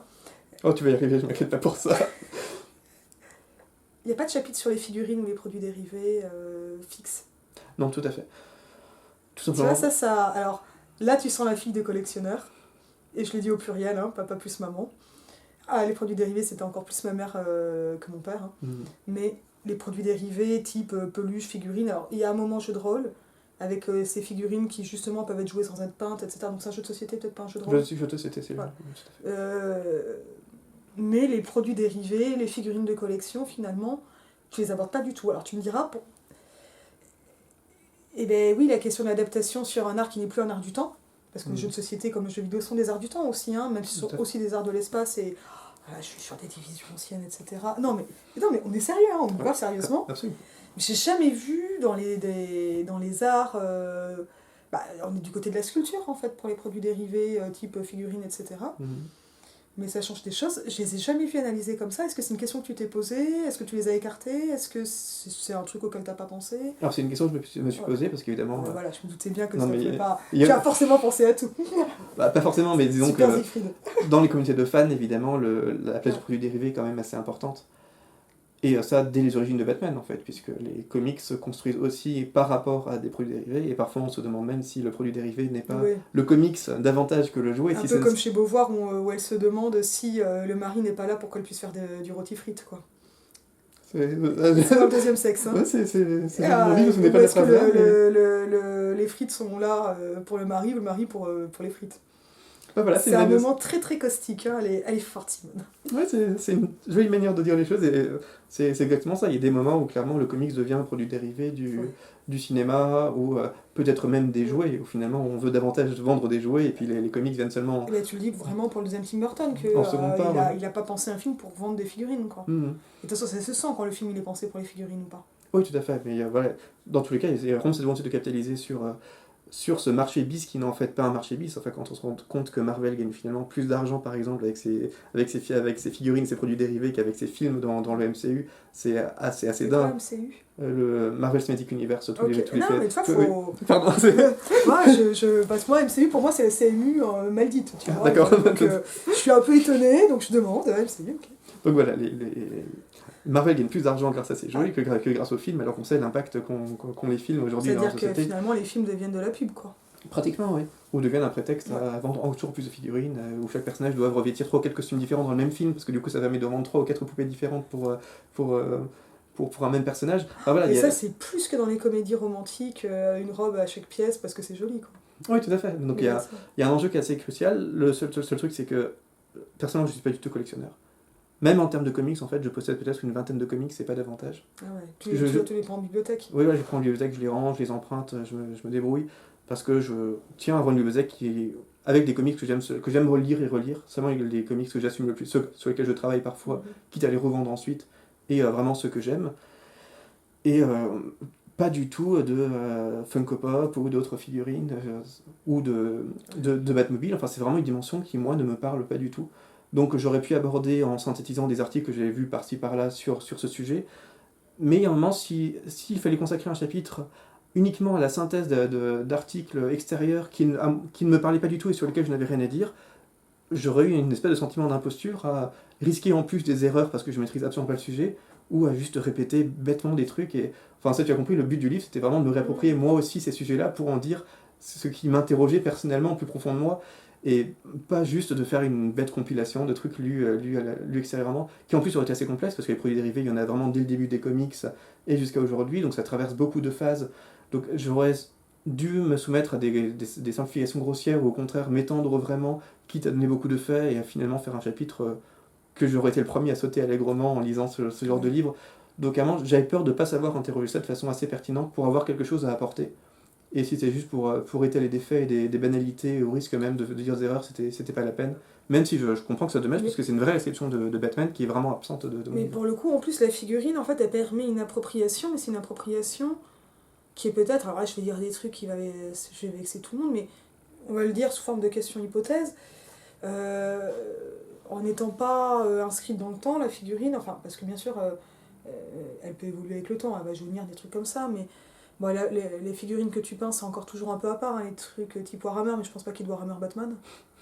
Bah, il y a des jeux de société de figurines Batman, type, mais il y a quand même des choses qui peuvent s'en approcher. Mais j'ai l'impression que c'est quand même une forme d'appropriation qui est assez figée, celle de la collection achat figurine, par rapport... Enfin, que toi, ce qui t'intéressait, c'était vraiment de réfléchir au processus de création à ces contraintes-là. Donc après, là, on peut retomber sur des questions de technique, quelle matière, par exemple, pour choisir la figurine, la taille, parce qu'en plus des Batman, il y en a des très grands, enfin, Oui, bien sûr. pas mal de choses. Mais je sais pas quelle est, par exemple, la part des créateurs des comics, enfin des auteurs des comics dans les figurines. J'ai l'impression que c'est un marché, j'allais dire parasite, mais c'est pas très sympa, mais qui s'accroche en second temps, quoi, quand même.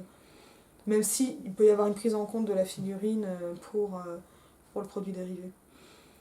Bah, vraiment... Enfin, on dit dérivé, tu vois, enfin... Oui, il y a vraiment tous les cas de figure. Il y a des auteurs de comics qui supervisent la création de certaines figurines, par exemple, mais globalement, effectivement, il s'agit d'un marché plutôt parallèle qui d'ailleurs au sein d'une maison d'édition est prise en charge par un service tout à fait différent de la création de comics. Donc, évidemment, il y a des passerelles parce qu'il faut que les figurines aussi, elles restent canon, elles respectent certaines choses. Quand on vend une Batmobile, quelle Batmobile est-ce qu'on vend? Et là, il y a un marché, un marché, une collection autour des Batmobiles, par exemple, rien que ça, ou des Batarangs, enfin des trucs qui sont vraiment extrêmement précis, mais sur lesquels il y a vraiment toute une histoire. Et donc, il y a une manière de parler aux fans aussi par la précision avec laquelle ce genre de produit est réalisé. Donc, il y aurait une chose à dire, mais à ce compte-là, il aurait pratiquement fallu que je fasse un chapitre sur les capes de Batman dans le produit dérivé, la Batmobile en produit dérivé, le Batarang en produit dérivé, qui sont des analyses qui sont assurément passionnantes à faire, mais c'est juste que, à un moment, je ne me sentais pas tout légitime à poser ce genre de questions. Je sais que chez Le Blondelienne, donc qui fait des figurines en résine, de bande dessinée, les auteurs et autrices vivants participent vraiment à la création des figurines. On a un Florence Estac comme ça à la maison. J'aime beaucoup, c'est une mère qui tient son enfant. C'est peut-être une figurine que tu as déjà vue. Je te montrerai une photo tout à l'heure sur Google Images. En plus, Sestac, c'est quelqu'un qui est à la fois très important et pas mal oublié. Quoi. Enfin, tu vois, minoré. Et ouais, il y a des moments de co-création qui sont vraiment importants sur les Leblond. Alors évidemment, quand les auteurs sont morts... ça c'est Anne Le Blondelienne je crois qui est vraiment qui poursuit ça. Chez les Pixies c'est quand même un peu moins le cas, on est plus dans la repro fidèle, parce que Le Blondelienne ça peut être vraiment des dessins complètement originaux aussi. Et il y a ces trucs chez Pixies que j'aime beaucoup, alors là je sais pas, je parle de ce dont j'ai envie de parler, mais il y a un truc que j'aime beaucoup, il y a toute une série de Lucky Luke, je sais pas à quel point Maurice a participé ou pas en fait, ou dans la boîte Pixies, donc c'est toujours des boîtes rouges, c'est petit, c'est des figurines en plomb les Pixies. T'as des séries de cases de Lucky Luke et notamment des cases finales. On a une case finale de Lucky Luke, un peu Handsome Cowboy avec le fond de la boîte imprimée et puis des éléments en plomb, le décor et tout. J'aime bien ce genre de truc, parce qu'il y a... Bon, ça c'est vrai que ça vient de Franquin, ça vient de Fred, ça vient de Gottlieb, c'est le méta quoi. Tu vois, le jeu méta qui se retrouve, alors qu'il n'y en a pas chez Lucky Luke du méta. Non, pas finalement. Bon, mais j'imagine qu'il y a des trucs comme ça qui doivent exister chez Batman, parce que j'ai déjà... je veux dire, quand je vois ce qui existe pour Manara, je me dis qu'il y a d'autres choses qui existent. Et là, j'avoue que j'apprécie moins les figurines Manara. Ça va être une question de point de vue. Oui, il y a un autre débat, oui. Non, mais les figurines, c'est vraiment un truc qui est un peu à part quand même. Je sais pas, tu vois, parce que le Batman Lego, je pense qu'il doit y en avoir, mais le Lego, c'est vraiment un truc très Star Wars. Il doit y en avoir des Lego Star Wars, tu vois, qui jouent aussi avec cette appropriation, le fait de fabriquer de la maquette, des trucs comme ça. Oui, c'est au point qu'il y a eu un film d'animation, Lego Batman, par exemple. En plus, tu me dis dans le bouquin, qui en plus est vraiment bon, c'est certainement des meilleurs films Batman, c'est le film Lego Batman. Mais c'est dire à quel point le produit dérivé est carrément devenu film lui-même, qui sert à vendre des Lego. Enfin, il y a une dérivation à plusieurs niveaux qui finit par perdre complètement le... Mais tu vois, je fais pas de le dire parce que comme ça, pour le coup, tu rectifies mes bêtises. Et c'est intéressant. Et moi, j'ai vraiment trouvé hyper intéressant la façon que tu as d'explorer donc, cet univers étendu en histoire, en diachronie, en suivant ça, et avec ses différentes dimensions. Mais avec toujours ce truc qui est quand même très particulier, que tu situes, vulgairement on dira le cul entre deux chaises, sinon on dira plutôt à la croisée des chemins, entre une écriture universitaire référencée, pas de fans exactement, mais qui tient compte des fans, et plus essayistique ou essayiste, plus personnel. Après, tu nous as dit, je sais pas, alors là je peux être brutal, tu me connais, je suis un coup de fatigue en plus. Tu as commencé une thèse et tu l'as arrêtée. Est-ce que... alors je te l'ai déjà dit 2 fois aujourd'hui, je vais te le redire. Je t'admire beaucoup pour avoir eu le courage d'abandonner ta thèse. Même si ça paraît bizarre dit comme ça. Non mais là vraiment je fais le petit topo. On a, notamment à SHS, il y a de plus en plus de gens qui abandonnent leur thèse. Donc qui arrêtent en cours de route. Pour plein de raisons, il y a des raisons qui t'appartiennent, qui sont perso, je pense pas toutes les connaître, il y a des raisons professionnelles, le fait qu'il n'y ait pas de poste quand même pas super encourageant, t'avais une thèse non financée, donc ça c'est pas non plus aidant, effectivement dans les abandons de thèse, la part des non financés est assez importante, sans grande surprise, donc sans contrat doctoral qui permet quand même de vivre mieux que ça. Mais moi je me demande en fait ce que tu as commencé à écrire ce livre alors que tu étais encore en thèse et tu as abandonné ta thèse alors que le livre était déjà publié. Oui. Alors, et tu étais en lettres modernes. Oui, tout à fait. Non, mais tout ça, c'est des trucs qui posent le... Et ça se sent quand on lit le livre. D'abord, je ne l'ai pas dit, c'est très bien écrit. Ça se C'est très... Non, non, mais c'est très bien écrit, c'est très agréable, il y a des moments drôles, mais c'est pas lourd, enfin, donc c'est vraiment bien écrit. C'est ultra adapté au sujet et ça fonctionne super bien. Ce que je voudrais dire, en fait, donc, sur l'abandon-thèse, donc il y en a quand même pas mal. On commence à en parler, on en parle peu. C'est une décision qui peut être très douloureuse, qui n'est pas forcément, mais qui, en général, elle arrive quand même parce qu'il y a un moment où, quand on s'engage dans une thèse, a priori, c'est plutôt dans l'idée qu'on va la finir, quoi. Et ça, c'est... Et on nous amène tellement à penser la thèse comme un projet perso, voire comme une part de soi, qu'on augmente la souffrance au travail, et dans ce qui est un travail. Et je pense qu'il faut rappeler que c'est un travail. Tout à fait. Et en plus, c'est globalement pas très bien vu. En tout cas, ça n'était pas très bien vu, je sais pas trop ce qu'il en est aujourd'hui, de publier un livre avant de publier la thèse. Ça, je pense que c'est des questions que tu t'es posées ou des choses dont tu avais conscience. Parce que il faut avoir eu un peu l'adouement universitaire avant de pouvoir être autonome. Il y a quelque chose comme ça, parce que c'est vrai que la thèse, c'est un moment de formation. C'est clairement pas un livre qui concurrence une thèse. On est vraiment sur quelque chose de différent. Je sais pas si le fait d'avoir publié a pu participer au fait que tu dises que tu penses que la thèse n'est plus pour toi, ce que tu vas faire du projet que tu avais en thèse et qui est absolument passionnant, et donc s'il est prévu en livre, enfin... Là, tu vois, j'ai balancé plein de trucs comme ça. Non, mais l'idée, c'est que tu puisses te saisir du truc qui te fait plaisir sur ces choses-là, et sur des décisions qui sont difficiles, assez courageuses. Et en plus, tu l'avais annoncé publiquement sur ton profil, etc. Et avec un message un texte que j'ai trouvé très bien, très posé, et qui n'est pas qu'une question de souffrance au travail, c'est aussi une question de sens. Alors, je sais pas quel sens tu donnes à ça, enfin... Voilà, je te balance la balle parce que là, je commence à m'envaser. Mais ça me paraît... Je pense qu'on n'a pas besoin de savoir ce parcours que tu peux avoir, mais je trouve que cette dimension de ton parcours, elle est vraiment ultra intéressante. Et en plus, qu'elle peut donner du baume au cœur à pas mal de gens qui écoutent cela. C'est ta mission. Bon. Allez, super doctorant, super thésard, super écrivain. Super écrivain, c'est encore mieux. Alors, ça avait beaucoup de choses sur lesquelles rebondir. Alors déjà, je regrette pas du tout d'avoir commencé une thèse, parce que la thèse m'a quand même permis de rencontrer beaucoup de gens, y compris toi d'ailleurs, et la plupart des contacts qui m'ont permis d'être aujourd'hui où je suis, y compris d'ailleurs de travailler dans une boîte de jeux de société. Enfin, il y a beaucoup de choses qui... Ce que je n'ai pas dit alors que c'est génial. Il y a beaucoup de choses qui en dérivent directement ou indirectement, mais ça m'a vraiment permis beaucoup de grandes opportunités, de belles rencontres, y compris de commencer... Tu n'aurais pas fait un livre aussi bon sans la thèse. Bien sûr, clairement. Bien sûr, et ce livre est aussi l'émanation de beaucoup de recherches que j'avais déjà faites pour ma thèse, donc je regrette ça à aucun moment, et puis ça m'a permis de participer à des colloques, même d'organiser des colloques. Enfin, ça a été l'objet aussi de beaucoup de travail, de discipline et de fierté, donc je suis vraiment très content de tout ce que j'ai pu faire.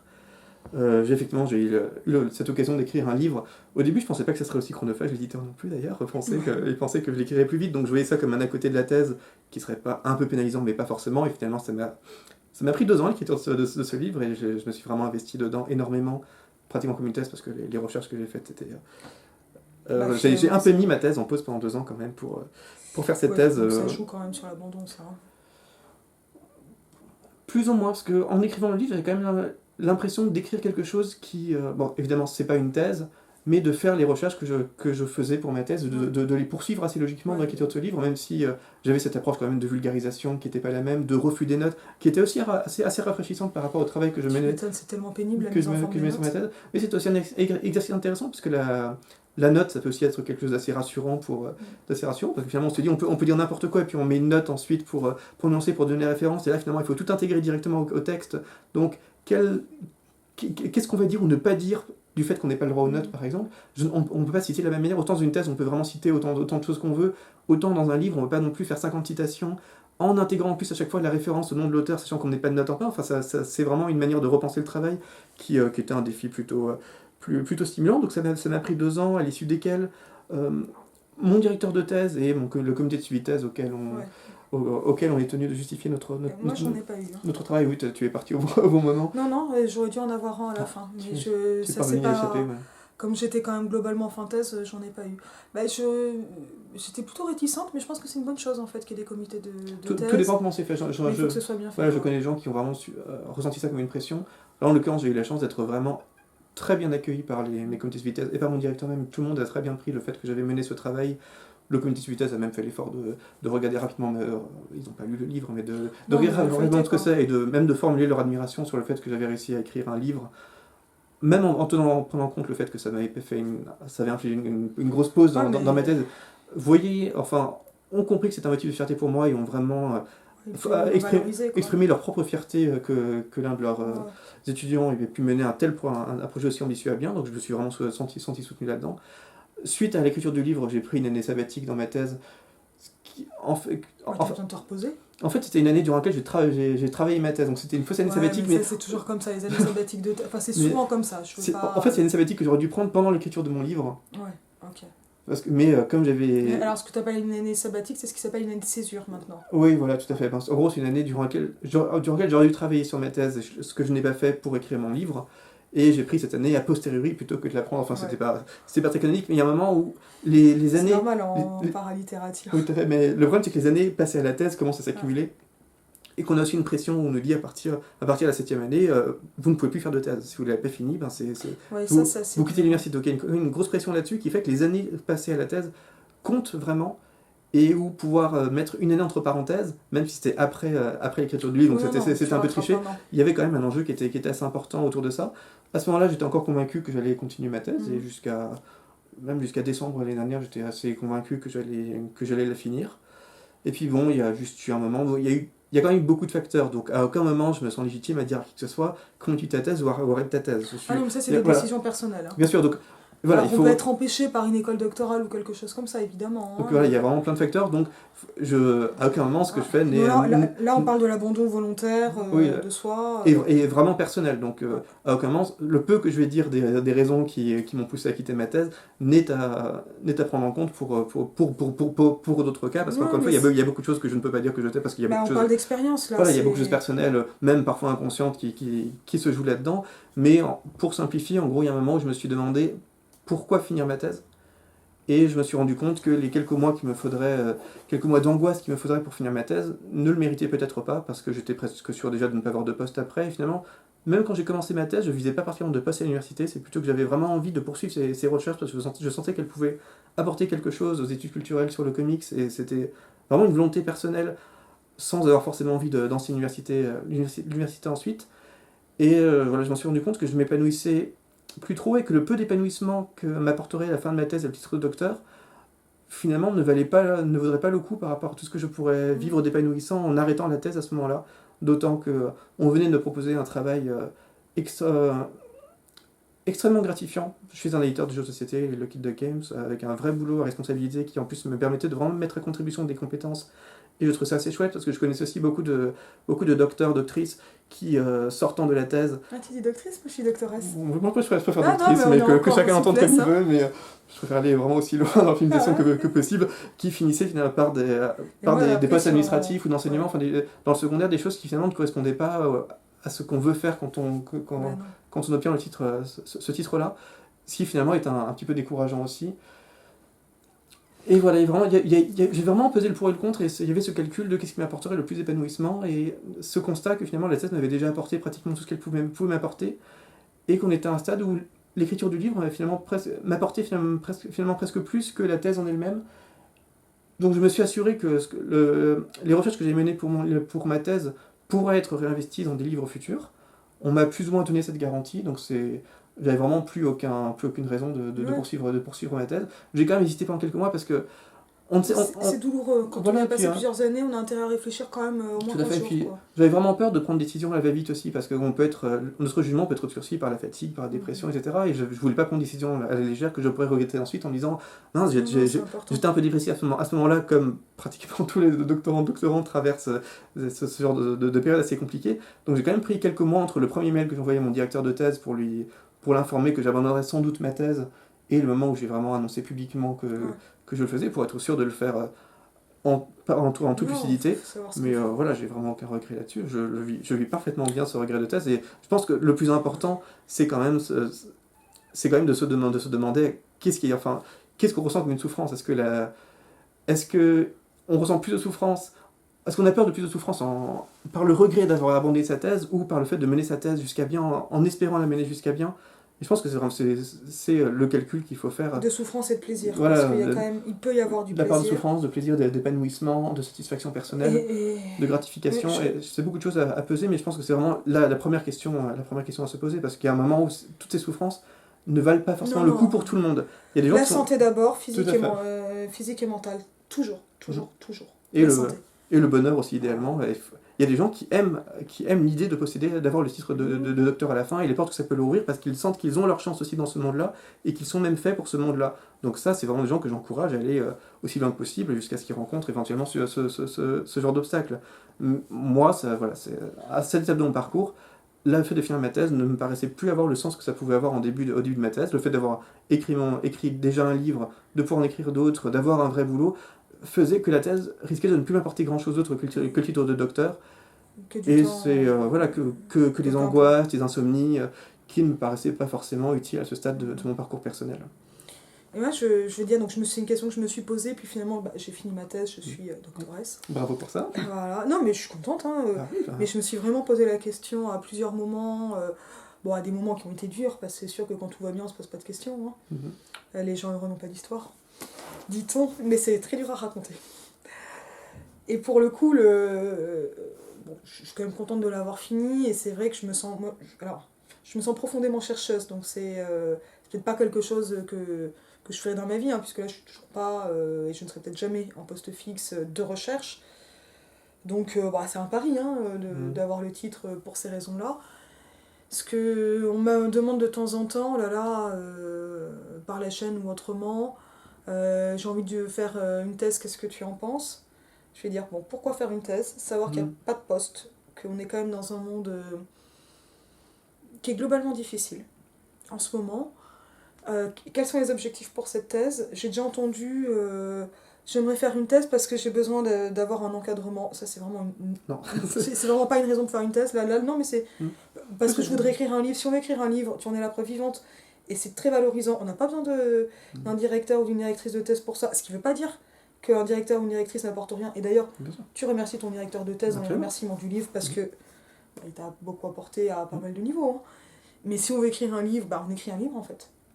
Heureusement qu'il n'y a pas que les docteurs qui écrivent des livres en fait. Tout à fait. Et ouais, c'est aussi, tu vois, un des trucs que j'avais vraiment en arrière-plan en lisant ton livre, tu vois, c'était, bah évidemment, on se connaît, je sais ça, je sais que tu l'as fait après, mais je vais pas essayer de lire dans tes pensées à travers tes lignes, hein. On se calme, on se calme. Mais il y avait quand même aussi cette question de, bah oui, c'est pas une écriture universitaire, et on s'éclate aussi, tu vois, et tu aurais pu écrire et finir ta thèse quand même, mais j'ai trouvé génial que tu aies le courage, et pendant la thèse, et ensuite avec l'abandon de la thèse, bah de prendre une autre voie que certains ramèneraient du côté du chemin de traverse. Mais, et tu sais très bien pourquoi je te dis ça, mais ça... parce qu'en fait, le but, c'est quand même de s'éclater, quoi. En général, tout à l'heure, tu disais bonheur, j'ai tendance à dire fun, fun, fun, parce que je suis très Beach Boys, mais il y a ça, et c'est vrai que la thèse a l'air de tellement donner parfois des rails de je commence, je fais mon dossier tous les ans, etc. Et j'ai l'angoisse que tout le monde doit avoir aussi. C'est un truc qui m'a pas mal marqué pendant ma thèse. C'est une raison pour laquelle j'avais pas lu les carnets de thèse, la BD. C'est que j'ai vraiment l'impression qu'on a aussi une part qui peut aider, je pense, beaucoup de gens, mais moi, c'est un truc que j'ai pas trop compris, mais d'autoconditionnement à des formes très stéréotypées d'angoisse, qui laissent pas forcément la place à d'autres angoisses aussi. Tu vois, non, mais il y a des angoisses qui peuvent être celles d'autres gens et vécues différemment, ou parfois des mêmes gens, hein, mais et moi en plus c'était des angoisses dans lesquelles je me reconnaissais pas. Donc, j'ai lu plein d'extraits de carnet de thèse, mais j'ai essayé de le maintenir à distance et j'ai toujours pas lu depuis parce que ça m'intéresse plus. Mais pour pas être dans cette espèce de truc. En plus, elle a abandonné sa thèse finalement, cette autrice aussi. Et elle a raison, puisqu'il y a quelque chose qui s'est passé. Mais voilà, donc je sais pas, la thèse elle peut donner beaucoup d'opportunités avec ou sans soutenance, quoi. Et sans titre à la fin. Et là, ça, pour moi, ça continue à faire partie de ce vaste champ, surtout, évidemment, tu viens des lettres, hein, mais du livre, de la littérature, du rapport au savoir. Et il n'y a pas besoin d'avoir quelqu'un qui applaudit à la fin avec un buffet pour... non, mais pour que ce soit fini et que quelque chose se soit passé, qu'on ait réalisé un truc, quoi. Et ça, c'est vraiment... je sais pas, j'ai l'air de faire dans la flagornerie, mais j'en suis tellement persuadée, tu sais, de ça. Mais sinon, je serais pas sur YouTube, quoi. Oui. Voilà, tout simplement. Alors que c'est pas très académique, YouTube. Siegfried, est-ce qu'il y a des questions que tu aurais voulu que je te pose et que je ne t'ai pas posées, parce que finalement je t'en ai pas posé tellement en plus. Toi qui avais si peur d'une colle. Et alors, Batman, un peu Jésus? Oui, non, bah il est quand même plus gentil, Jésus. Oui, et puis Jésus ne va pas tabasser les criminels. Il s'habille pas en chauve-souris pour tabasser les criminels la nuit.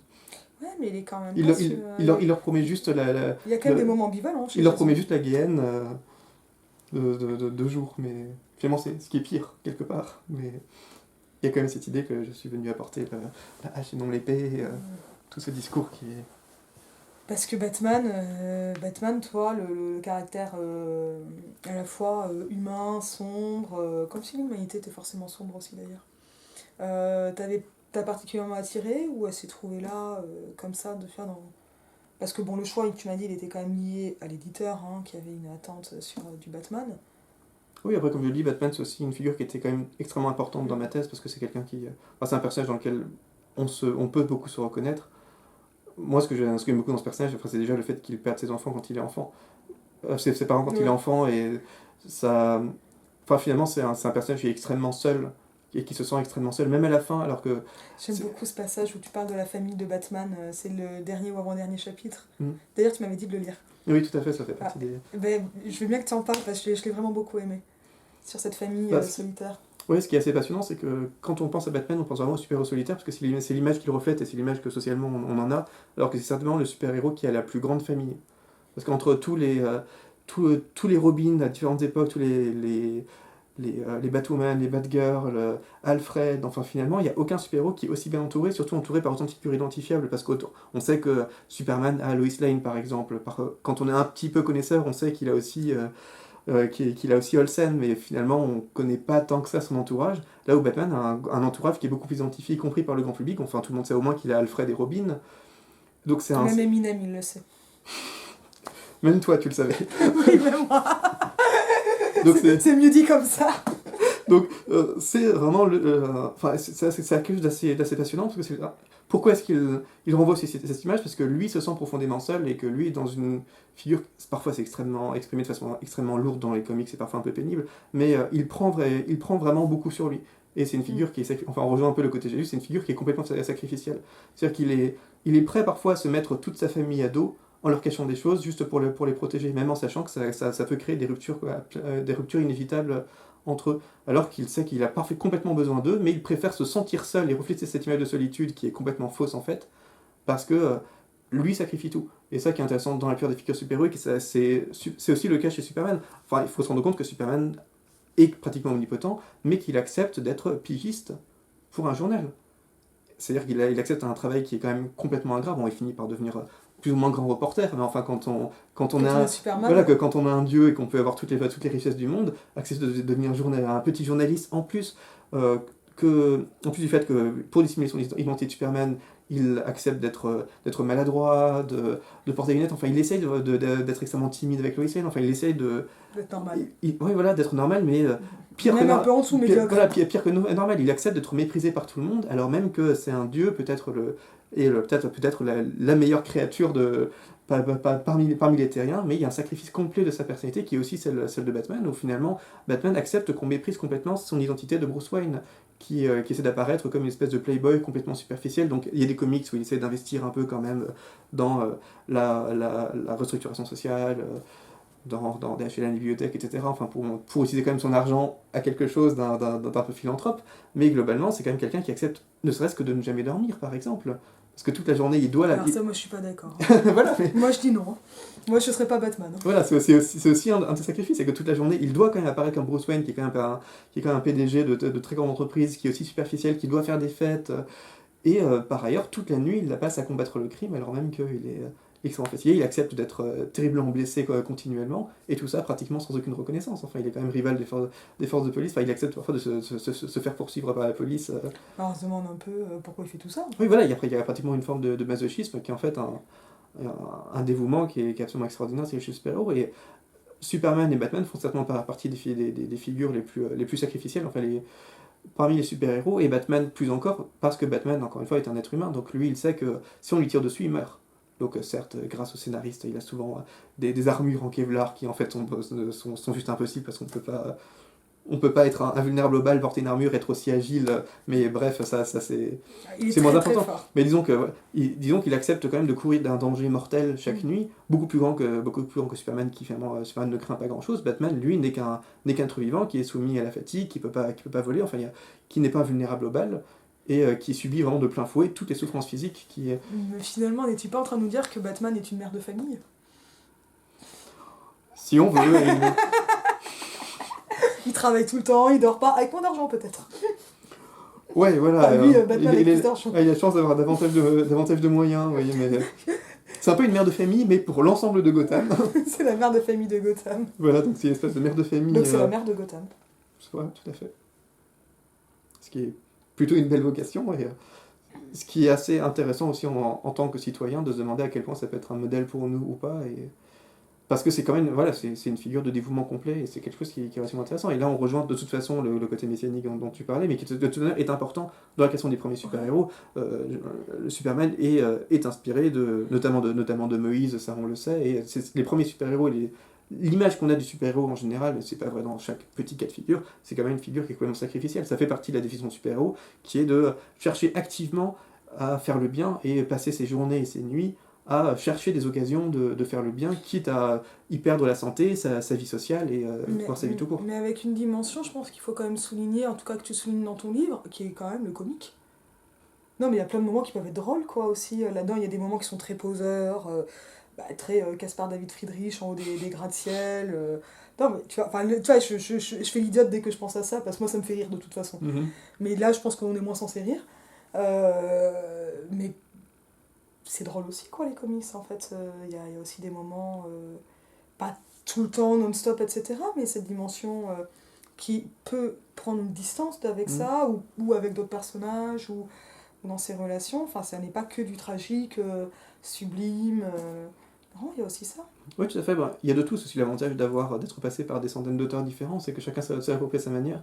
Et finalement, c'est aussi une raison pour lesquelles The Dark Knight Returns fait partie de mes comics de Batman préférés, c'est que Miller a conscience à la fois des problèmes que pose le super-héros, donc avec tous les enjeux idéologiques dont j'ai déjà parlé précédemment, mais aussi conscience du côté over the top, pour le dire à l'américaine, du super-héros, et utilise ses excès, ses côtés ridicules pour son personnage aussi, avec des phrases dont lui-même a conscience que ce sont des phrases de poseur.